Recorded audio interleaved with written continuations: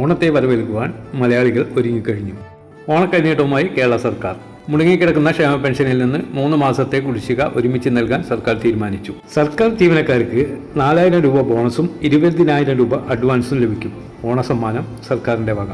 ഓയൂരിൽ കുട്ടിയെ തട്ടിക്കൊണ്ടുപോയ സംഭവം തുടരന്വേഷണം വേണമെന്നാവശ്യപ്പെട്ടുകൊണ്ട് പോലീസ് കോടതിയെ സമീപിച്ചു. കുടുംബശ്രീ ഹരിതസേനയ്ക്ക് ഉത്സവ ബത്തയായി ഓണസമ്മാനം 1000 രൂപ പ്രഖ്യാപിച്ചു. സ്വതന്ത്ര MLA-മാർ അങ്ങനെ ആളാവാൻ നോക്കണ്ട.